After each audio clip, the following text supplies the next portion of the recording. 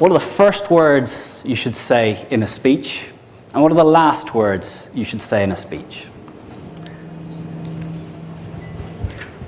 Now, tomorrow, I don't know how many of you are speaking, but I guarantee if you go to conferences, 19 out of 20 speakers will start in one of these ways. Number one, my name is Connor Neal. I'm from Tango, and this talk is about the latest trend in monitoring strategies. Now, all of you are sitting with a piece of paper in front of you that says, I'm Connor Neal, I've come from Ireland, and I'm going to talk about Tango 04 and this. So, by repeating what you already know, I'm giving a signal that it's a time to get your BlackBerry out. I've just signaled that this talk is opportunity to reconnect with BlackBerry, make sure the office is okay, maybe get some plans together for the weekend. Another way to start.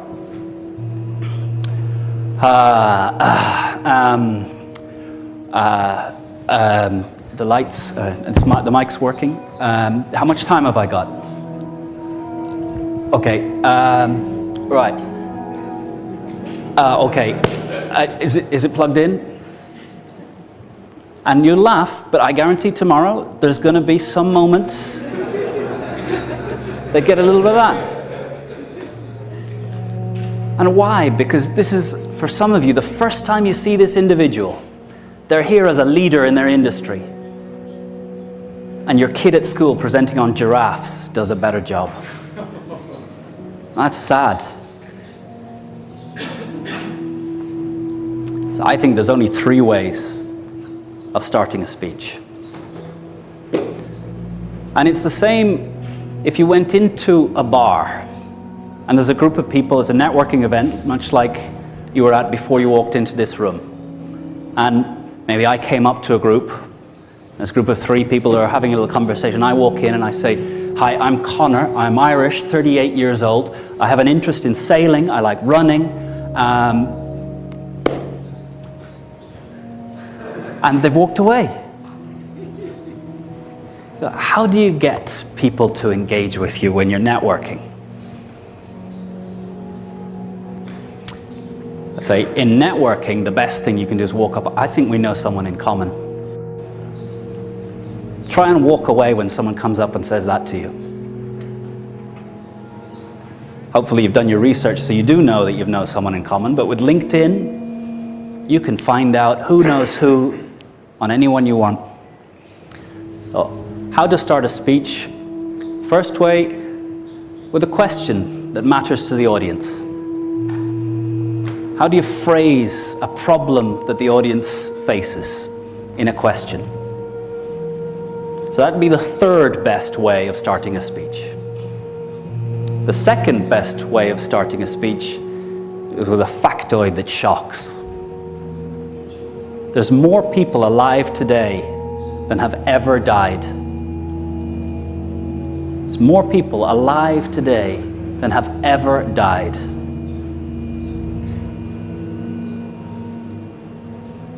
So there's a lot of speeches that can follow on from there. Every 2 minutes, the energy reaching the Earth from the sun is equivalent to the whole annual usage of humanity. All the energy, all the cars, everything moving, all the lighting, all the air conditioning of the world in 1 year is equivalent to 2 minutes of sun. Does that change how you think about energy? So, what's a fact that shocks the audience into rethinking?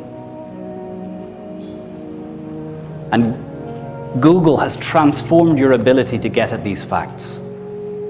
Given 2 or 3 minutes, you can find out, 1, whether anything I've said is true, but you trust me because I look the part and I'm from ESA.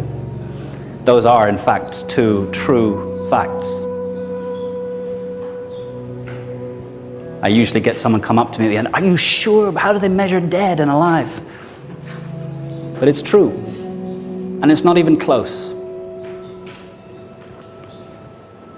But the best way to start a speech and the way that I hope all of you use from now forward is the same way we start a story to a child.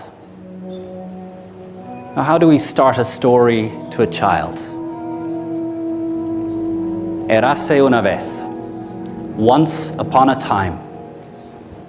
And what happens when you say once upon a time? I can tell you what happens when I say once upon a time. My daughter leans forward, gets ready to hear, engages.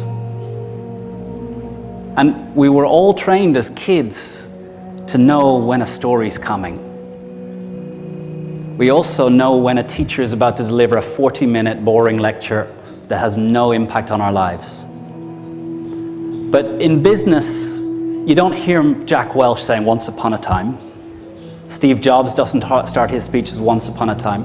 So there's a grown-up way of saying once upon a time. And if you listen to the conversations that are interesting around you at a dinner table, in a networking event, if you listen to the people that are gathering, the group of 8 that are listening to them, the way they're talking is different. The way they start is different. The way you tell stories as an adult is, in October, it was the last time I was in this room. There were 120 people in the room, and I was having a little conversation with one of the world experts on public speaking. And he said something to me. He said something to me that's had me thinking ever since. He said something to me that changed what I think about what's important in speaking. So now I can pause for about 30 seconds, 2-3 minutes, and you want to know what he said.